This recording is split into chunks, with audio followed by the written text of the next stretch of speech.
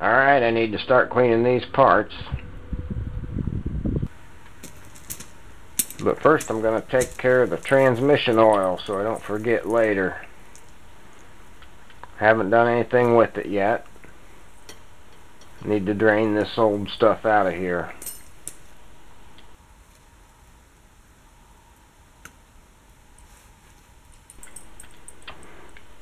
Okay, nothing's coming out of there.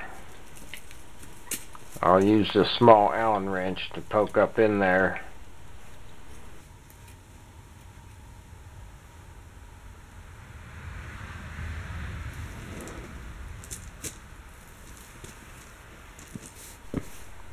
Alright, there comes something.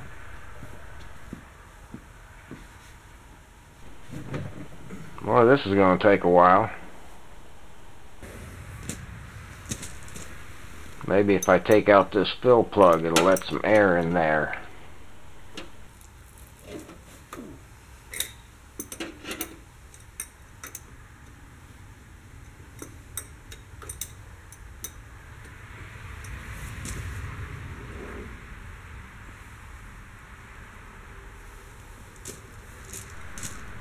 Well, that didn't seem to do much. Alright, I'm going to leave that sit for a while, do something else.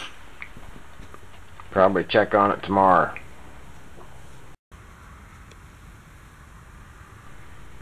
Alright, it's the next day, and that's what came out of it.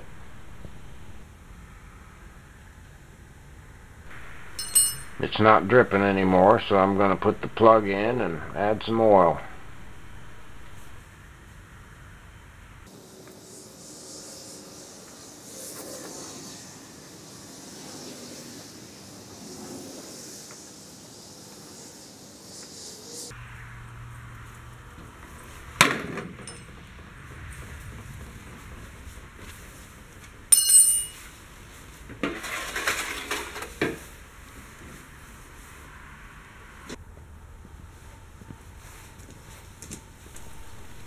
I used this plastic funnel with some clear tubing stuck on it. And then I got these blocks rigged up here so I don't have to hold it all day.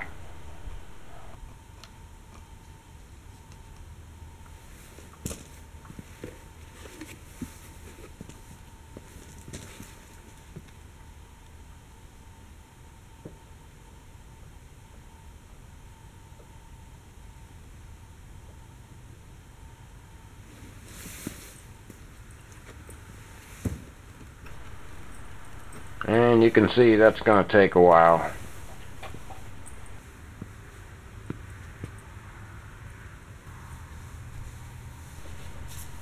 Okay, gotta clean some parts for a bit.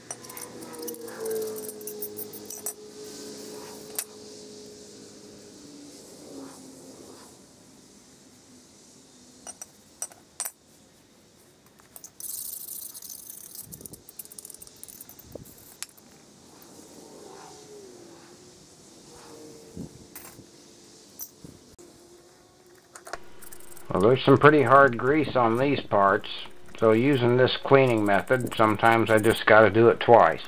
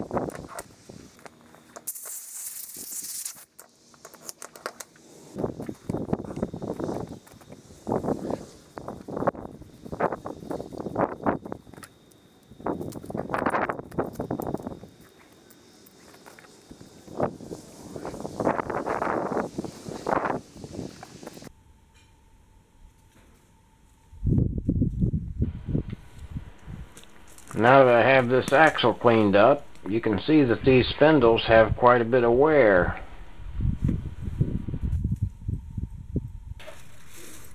So I want to replace those. When I look at the top here, it's got double roll pins in there. I've seen that done before. So those might be hard to get out. So I'm going to try to remove those before I put the axle back on.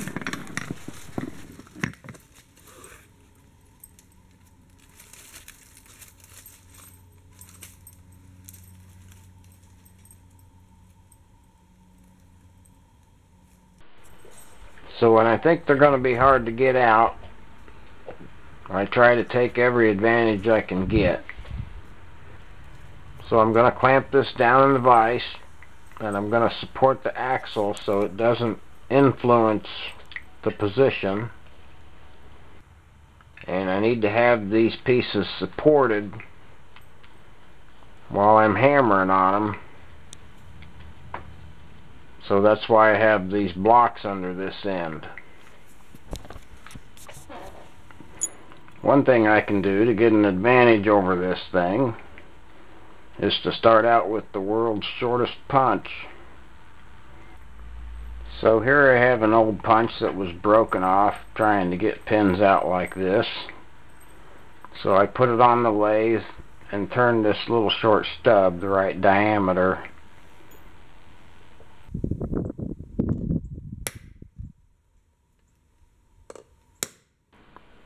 I'm going to try this regular punch here. Boy, that don't feel good at all. When you feel that vibration, that's from the thin part of the punch flexing. It almost hurts your fingers. So that's when you know it's not going to work. So I'm going to go as deep as I can with this. And then I'll switch the axle around and work on the other side. And then modify the punch. I'll make the punch just a little bit longer, so it'll still have strength, and it'll be able to move it a little bit more. Alright, this is the other side. But if you look inside this pin here, you can see the outside is damaged. So I'm going to use a little grinder and a carbide burr and open that hole back up so my punch will fit through there.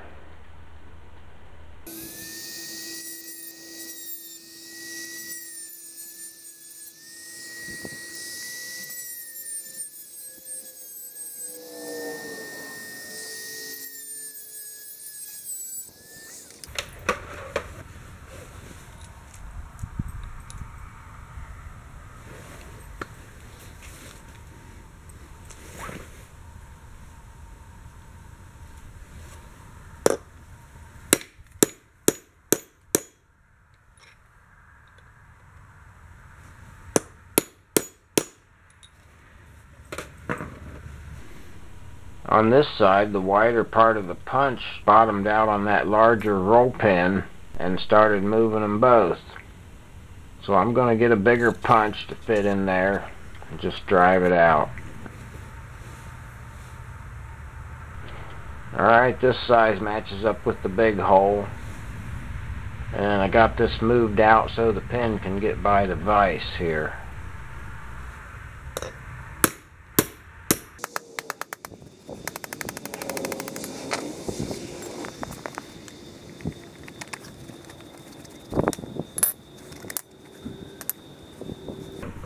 Alright, back on the other side now. I made my punch twice as long. Let's see how that works.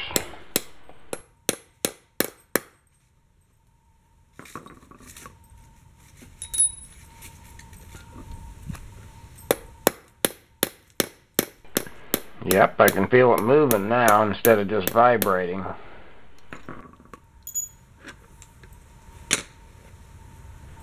Now I gotta move this over so the pin clears the edge of the vise.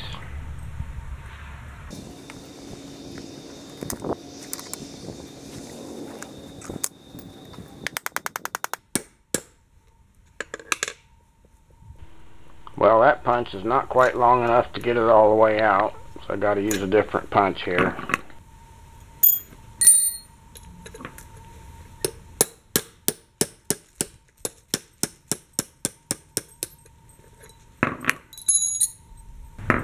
Alright, I got it turned around here. We're going to get the big pin out. This shouldn't be too hard actually, because having the small pin removed took some pressure off of it.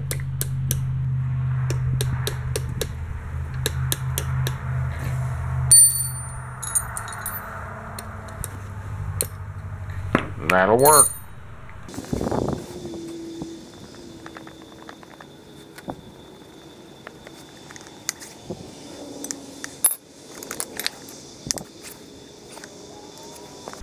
Alright, all these parts are cleaned and they're ready to go back together. I don't know what I'm going to do about spindles yet. I don't have any extras laying around or a parts tractor to take them off of. I might have to make some. So I checked in the book. They are both the same part number.